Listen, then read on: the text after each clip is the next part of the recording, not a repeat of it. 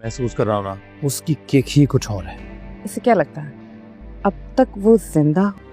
अकल पे पर्दा पड़ गया था, और जब अकल पे पर्दा पड़ जाता है ना तो फिर ऐसे ही हादसा होते हैं। अनुषे, एक बात पूछूं तुमसे? मेरे घर का झूठ बोल के तुम किसके साथ गई थी? क्यों इतना खुश है? इसे बात ही इतनी खुशी की है। शाइस्ता कह रही थी कि लड़के वालों को हमारी अनुषे बहुत पसंद आई। तुम ठीक कहती थी अली से, झोपड़ियों में रहने वाली लड़कियों के लिए वाकई शहजादे नहीं आते। क्यों किया तुमने ये? मोहब्बत हो गई थी मुझे उससे। कहा था ना मैंने, मोहब्बत का दूसरा नाम बर्बादी है। कि मैंने क्या कर दिया है? एक ख्वाब का पीछा करते करते सब कुछ कमा दिया है। ख्वाब टूटते हैं तो किरचियां बहुत ज्यादा तकलीफ देती हैं। ड्रामा सीरियल मोहरा की नई आने वाले एपिसोड बहुत ज़्यादा इंटरेस्टिंग होती जा रही हैं। यहाँ अब अनुषा की ज़िंदगी बर्बाद होकर रह चुकी है।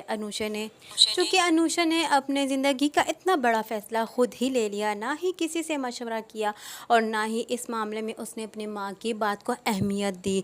अपनी माँ का कहना तक ना माना और उनसे छुप कर उसने शादी कर ली। जो इंसान किसी बड़े का कहना नहीं मानता उसके साथ ऐसा ही होता है। अनुषा के साथ भी कुछ ऐसा ही हो चला, लेकिन उसकी ज़िंदगी तो पूरी बर्बाद होकर ही रह चुकी है।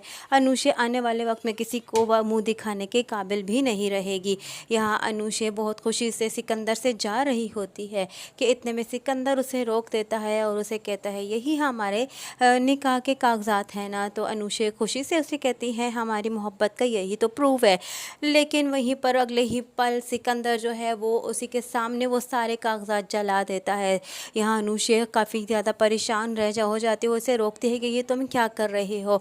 और जैसे ही अनुषा का हाथ पकड़ के बाहर लेकर जाता है तो वहीं पर उसको सारे वही सब मिलवा देता है। जिस वक्त अनुषा को इम्प्रेस करने के लिए, अपनी झूठी मोहब्बत का यकीन दिलाने के लिए और अपने थप्पड़ का बदला लेने के लिए, अनुषा को यकीन दिलाने के लिए उसने क्या कल खेले थे और क्या कुछ नहीं किया था। यहाँ पर वो उसे कहता है कि तुम्हें इम्प्रेस करना इतना आसान नहीं था, तुम बहुत ढीठ इंसान थी, इसलिए तुम्हें इम्प्रेस करने के लिए मैंने पूरा पक्का जाल बिछाया और कहीं पर भी गलती की कोई गुंजाइश नहीं छोड़ी। इसीलिए ये सब बंदे मेरे ही थे, वो नौकर, वो डॉक्टर, वो बदमाश, वो जिसने फायरिंग की, सभी तो मेरे अपने बंदे थे।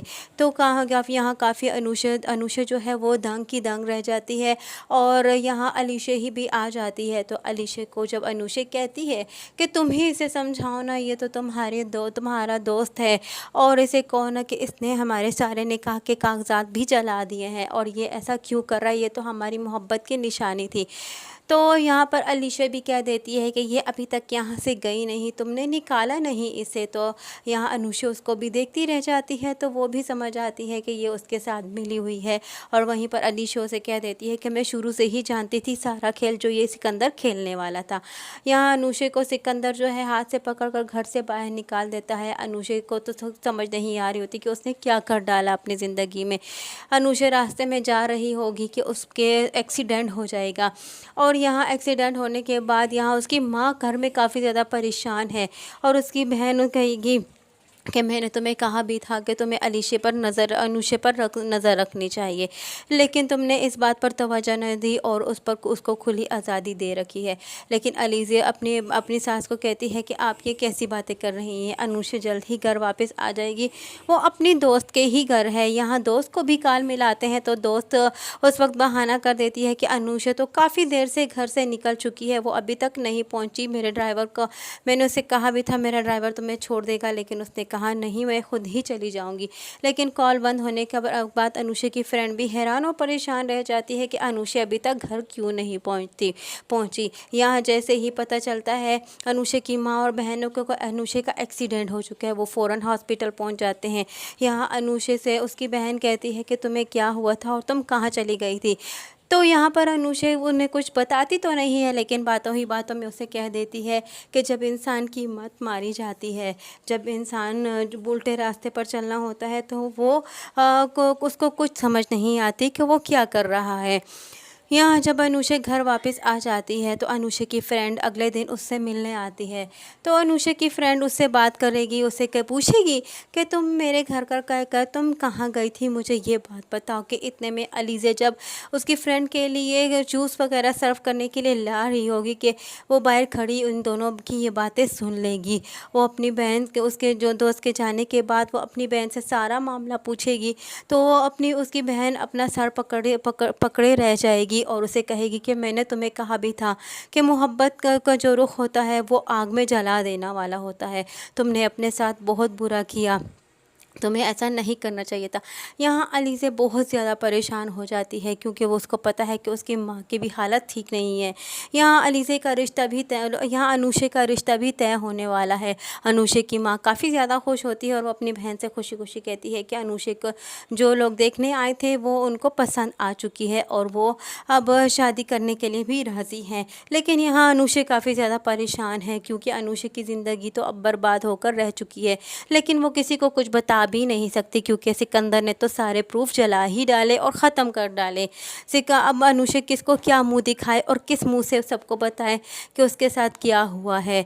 यहाँ अनुषा काफ़ी ज़्यादा परेशान है, अनुषा को कुछ समझ नहीं आती और अनुषा को अब पता चलता है कि उसने अपनी ज़िंदगी में क्या कर डाला है। अनुषा को अब रियलाइज़ होता है कि अलीज़ा ने जो बात कही थी कि झोंपड़ों के रहने वालों के कभी महलों के रिश्ते नहीं आते, वो बात अलीज़ा ने बिल्कुल ठीक कही थी क्योंकि मैंने जो ख्वाब देखे थे वो महलों के देखे थे और मेरे ख्वाब मनो मट्टी तले मिल चुके हैं। मैंने अपने उन ख्वाबों को पूरा करने के लिए मैंने जो रास्ता अपनाया, मैं तो समझी कि मैं सही रास्ते पर चल रही हूँ, लेकिन मुझे नहीं इल्म था कि मैं अपने लिए क्या कुआं खोद रही हूँ। मैंने अपने लिए ही खुद कुआं खोदा था। अब उसे शिद्दत से पछतावा होगा कि उसने अपनी माँ का कहना क्यों ना माना। अगर वो अपनी माँ का कहना मान लेती तो आज उसके साथ ये कुछ ना होता। यही सबक उन लड़कियों के लिए भी है जो लड़कियाँ आने वाले वक्त में कुछ ऐसा करने वाली हैं या हो चुका है। इससे पहले कि कुछ ऐसा हो, उनसे पहले तो उनको इस ड्रामे से बहुत बड़ा सबक लेना चाहिए और बचना चाहिए ऐसे धोखेबाज लोगों से।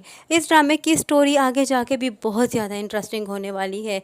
इस ड्रामे में एक बहुत बड़ा सबक सिखाया गया है नई जनरेशन को। नई जनरेशन के लिए ये एक सबक आमोज़ ड्रामा है, इसलिए इस ड्रामे को देखना ज़रूरी है। इसलिए आने वाली नई एपिसोड को जानने के लिए जुड़े रहिए अनाया रिव्यू के साथ। वीडियो पसंद आई हो तो वीडियो को लाइक करना और चैनल को सब्सक्राइब करना हरगिज़ ना भूलिएगा और साथ ही साथ हमारे बेल आइकन को भी प्रेस करना हरगिज़ ना भूलिएगा ताकि हमारा नया आने वाला नोटिफिकेशन आप तक बआसानी